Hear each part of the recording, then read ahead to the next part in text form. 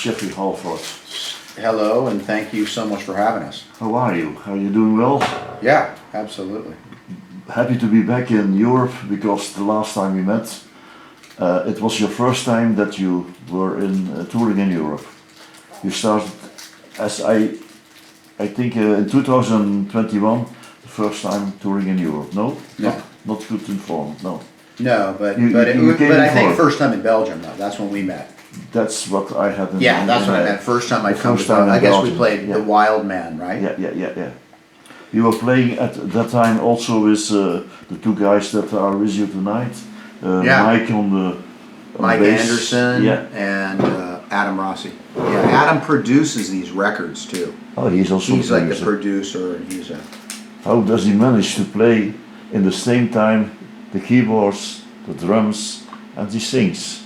He must have a brain that's a special brain, I think, because when you're a musician, you know that it's very difficult to play one instrument good, and but no, Although, you know, like if you're playing drums, I mean, he's great. You're right. It's an anomaly that he can do that. But when him and I were talking about how can we go out and play and be a little bit different. Yeah. So I had said to him, why don't you just get like a little tree of percussion and play Yeah. the snare? And then he said, No. well, I'll take a kick. And he used it on a cajon. So the first time we toured, we brought this weird kind of stripped down junkyard. He was stomping. Just with his feet. And then he found a guy in Santa Cruz, which is in California, that makes this.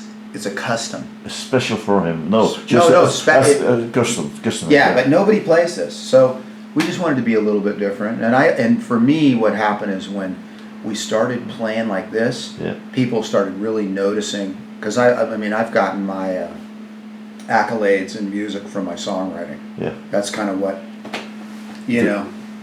Jeffrey, the first that. So it brought focus to the songs. Okay. This setup. Good. The first time we met Jeffrey, it was just after the COVID time. Did things change for you after COVID, between COVID and now? Did you become different, or do you look a different way to life? I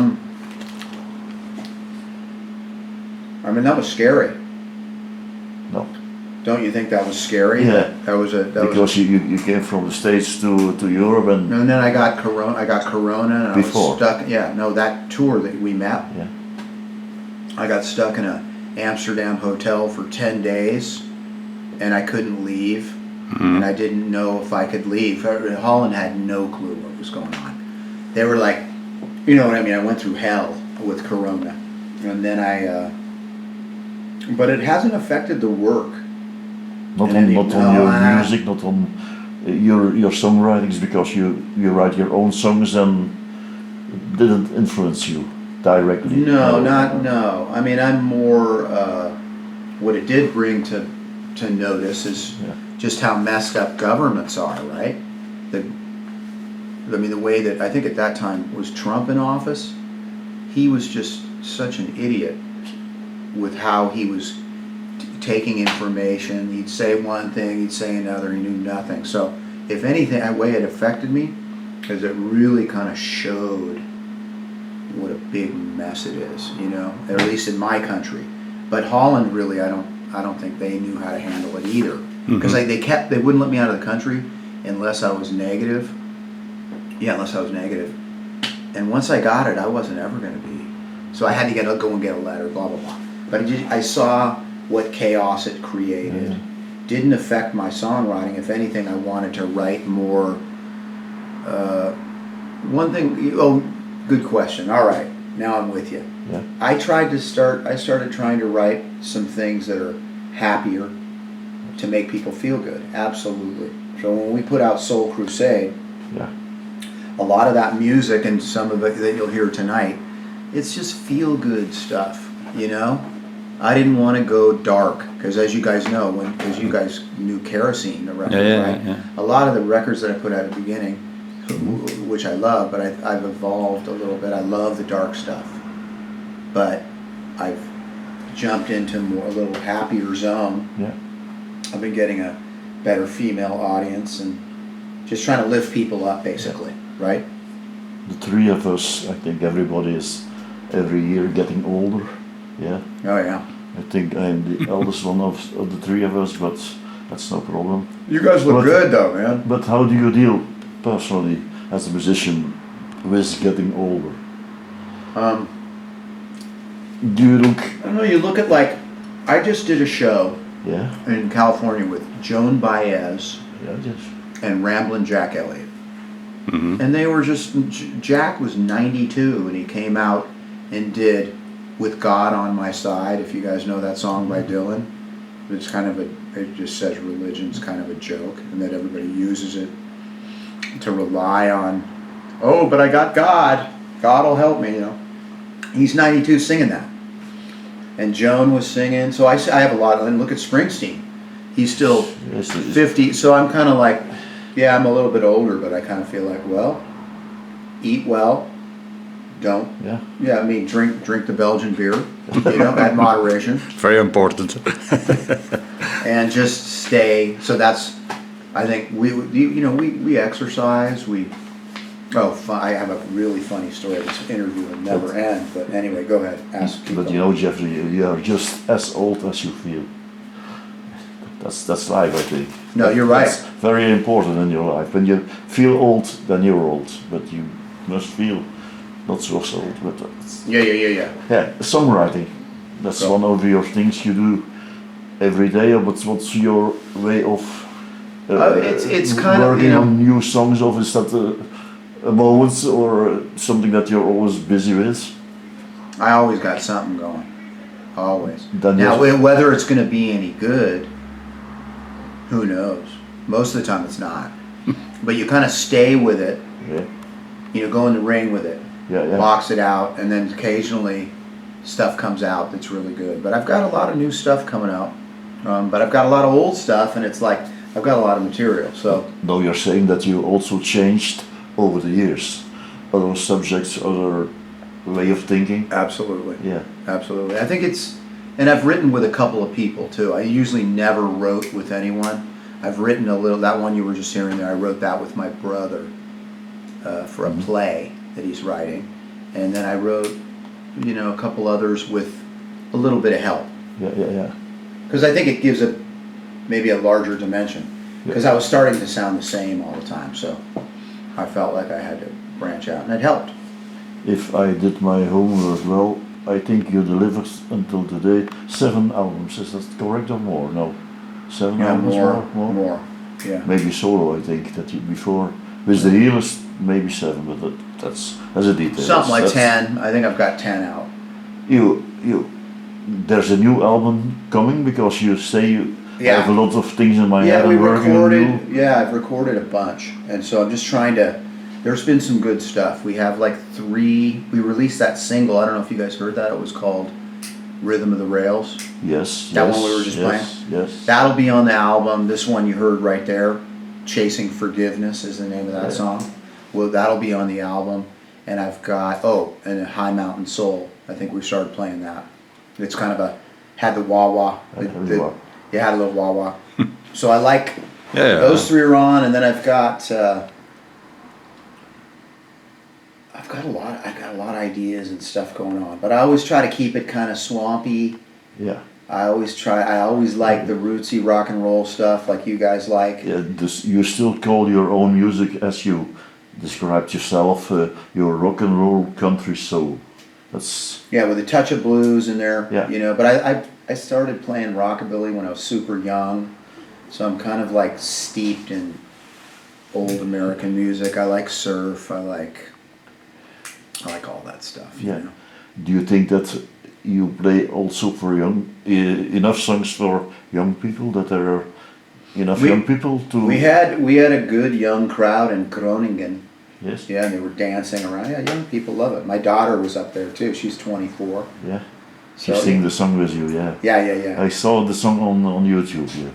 Very nice. Oh yeah, young people. If you and I were young and you hear the rock and roll, you love it. You know. Dus So you're sure that there are enough young people to go on with the music and to follow up? that's a good question. Because you will see this evening they are elder. All the people that we got here.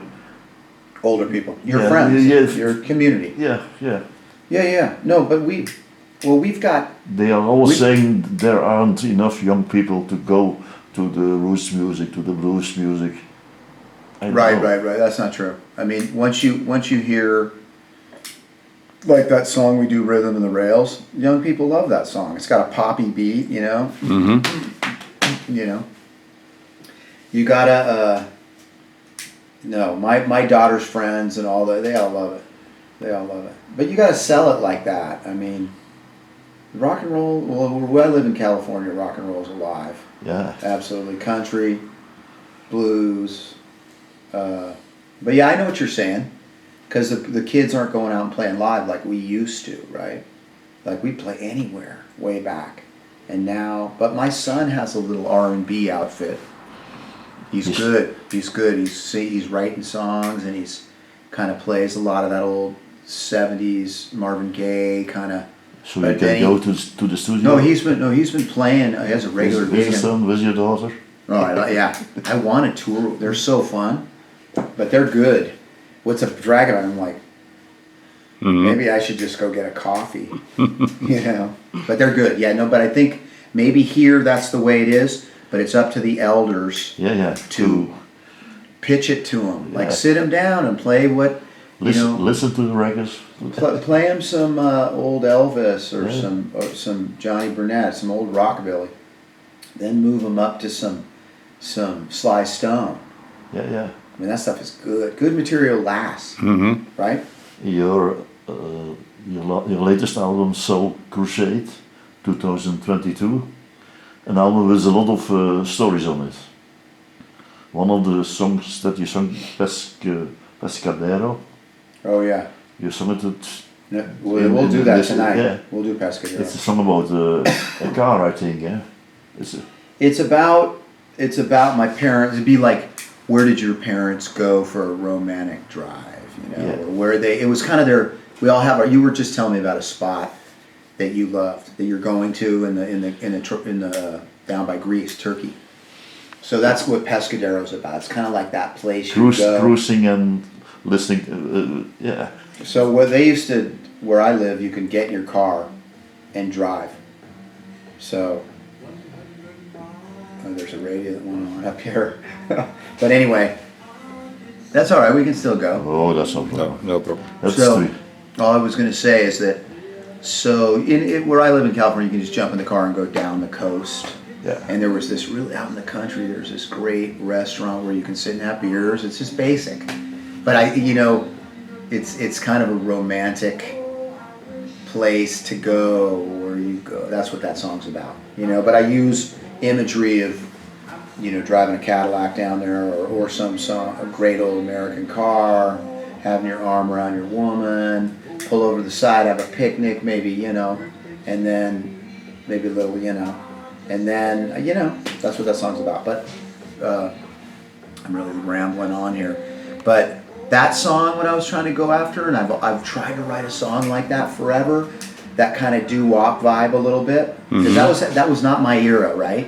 But I love those, like, Phil Spector type songs, you know? So I wrote a tune kind of like that. I thought it was successful. Yeah. You know, and Adam harmonizes great with it. So we got this... Girl, you've been on, oh baby, on my mind. You know, you're pleading like a.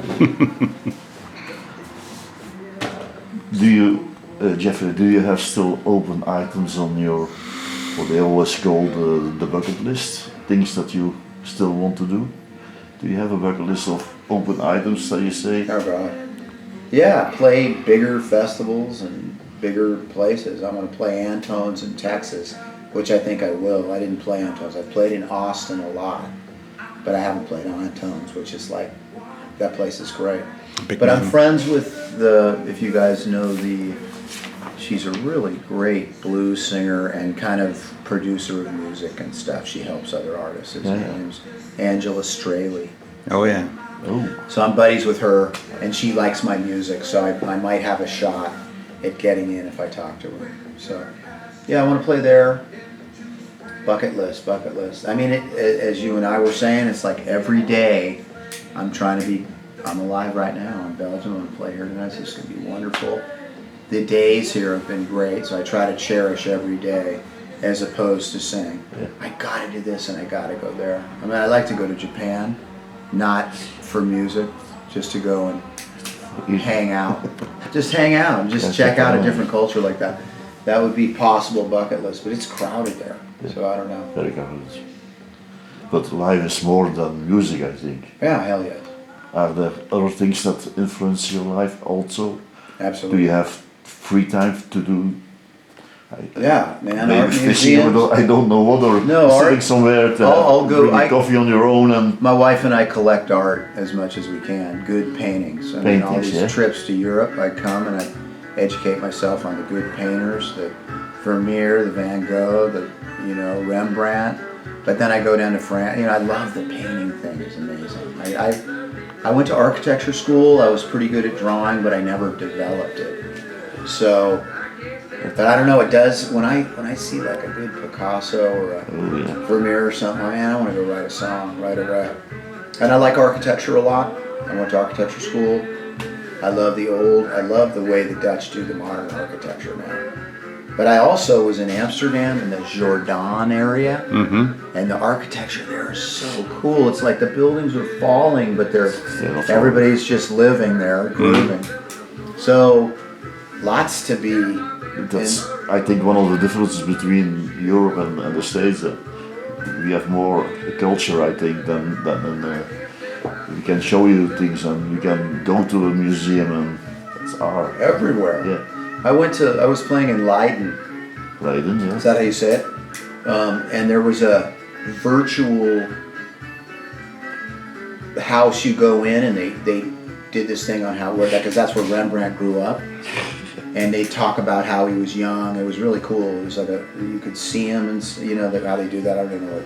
It's too modern for me. I don't know what the blank was going on, but there was a lot of light, and you could see his shadow. It was like a light show. Yeah. Very cool. And I love I could go on. I think putting it briefly, culturally inspiring here. And the public between Europe and America. Do you feel differences too? No, I mean, I was just in New York City. I was at a wedding before I came here, and I went to the American Indian Museum down in Manhattan. That was pretty amazing, And then the museums in New York are pretty. I know you guys started in New York, but the museums there are amazing. Yeah. Are they as good as here? I don't know. The Met. Different. Yeah, different. But they're good too.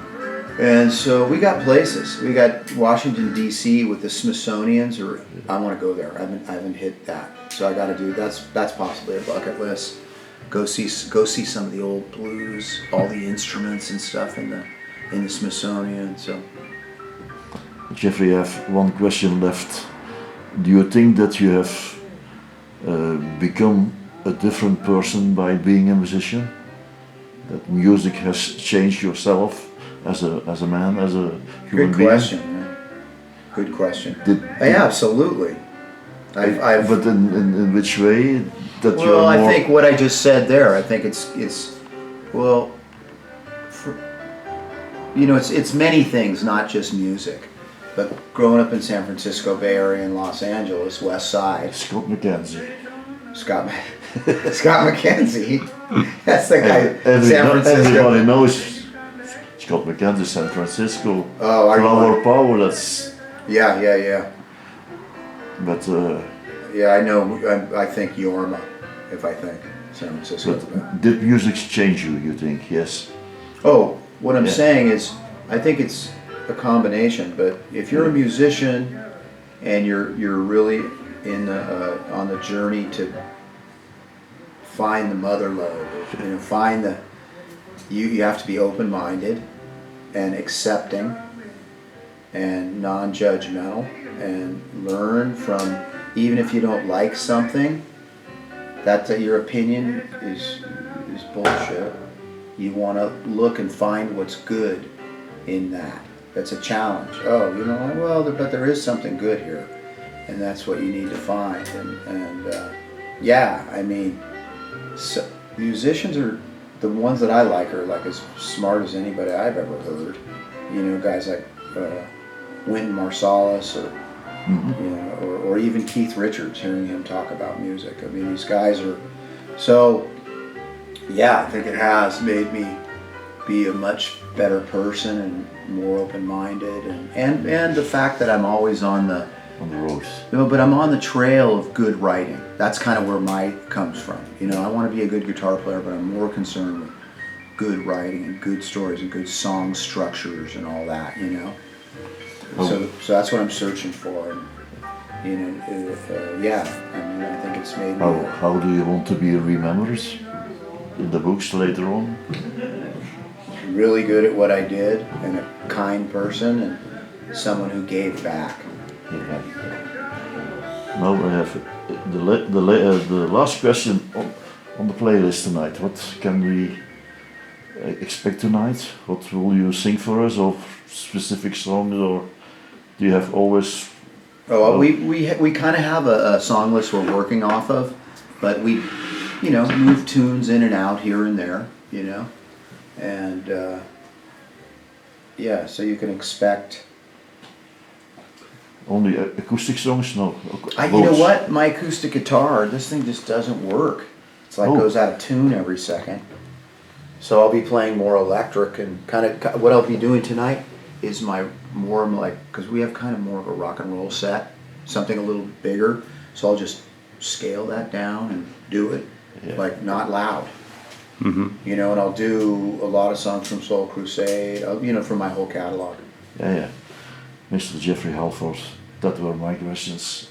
We must thank you again for what we call our roots time, but no, thanks for all the support through the years. I really appreciate it. You guys are great.